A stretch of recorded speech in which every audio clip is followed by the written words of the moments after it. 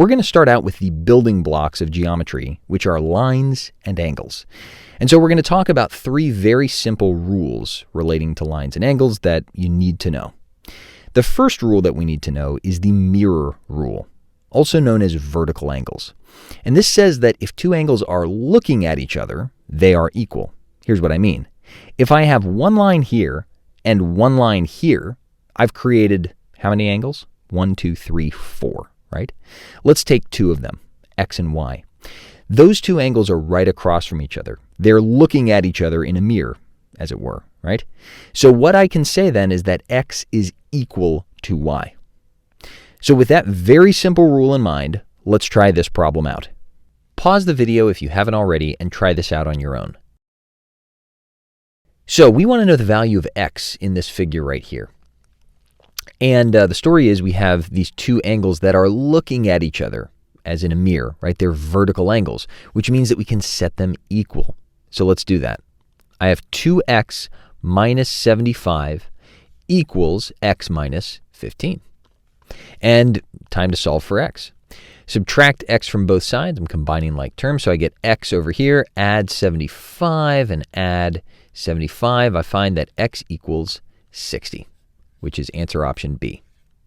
The second rule that we need to cover is the 180-degree rule, also known as supplementary angles. And this rule simply says that all angles in a straight line must add up to 180. So if I have a straight line down there and two other lines coming out of it, right, I've created three angles, A, B, and C. And this rule just says that A plus B plus C equals 180 degrees. You can also remember this as the straight line rule. So go ahead and try this problem. So pause the video right now and try this out on your own, and then we'll talk about it. So we have these four angles here, A, B, C, and D, and a straight line. We want to know what's greater, this quantity or this one.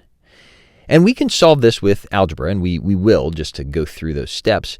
But first, let's look at how to solve this with the strategy that we talked about with quantitative comparison, which is picking numbers. The only thing that I really know about all of these angles right here, right, is that they must add up to 180 degrees. So I can say that A plus B plus C plus D is equal to 180 degrees. Now, I don't know what they measure, right? And by the way, figures are not drawn to scale, so don't assume that they are, right? I don't know whether this is, 150 degrees or 10 degrees or whatever.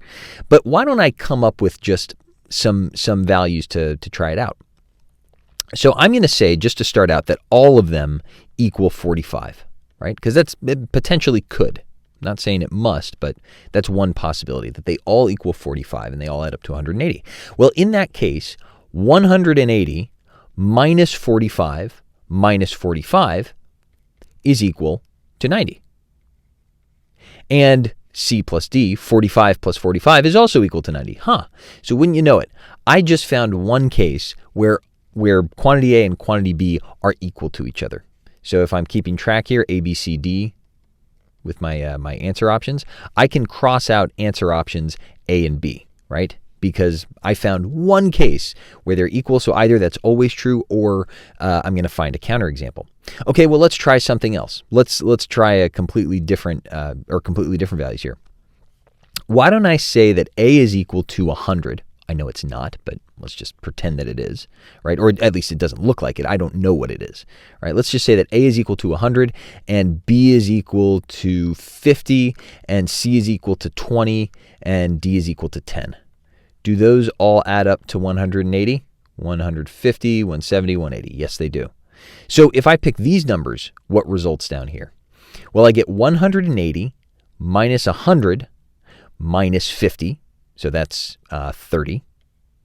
And over here, C plus D, 20 plus 10 is 30. Again, they're equal. Now, those were pretty random numbers I chose, right? So if you really want to, you can try again with even more random numbers. But for me, this is enough, right? I'm about 95 to 99% certain that I've proven that these will always be equal. So the answer is C. But if you want to be 100% sure on this, and you want to see the algebra, here it is. The hint is that quantity A has the number 180 in it. There aren't coincidences on the GRE, right? If you see a significant number like that, probably means something. So what I can do is very easily rearrange this. Let me subtract A and subtract B from both sides. And what do I get? Well, I find that C plus D is equal to 180 minus A minus B, which is exactly what we're trying to compare here. So the correct answer here is C. The two quantities are always equal.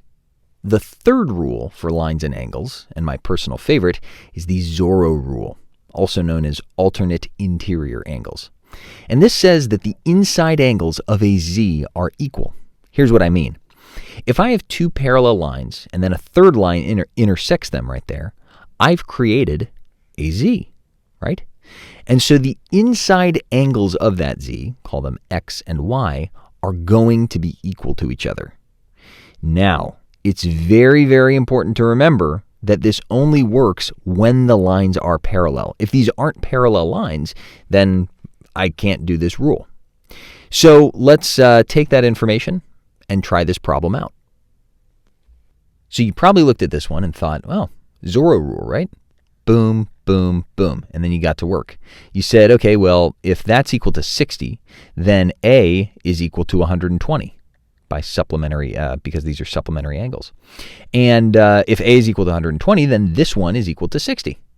And if this one is equal to 60 by the Zorro rule, that one is equal to 60, and then B is equal to 120. Well, looks like B is equal to A, so the two quantities are equal, and the answer is C.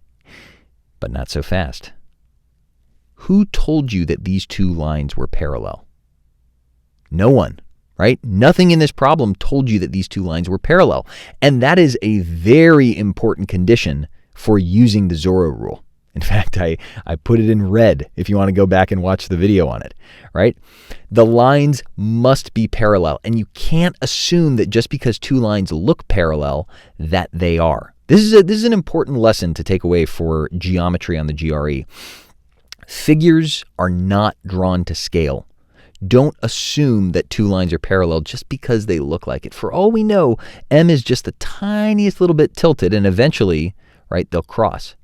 So for all I know, right, I have no idea what angle B is, right? It could be anything.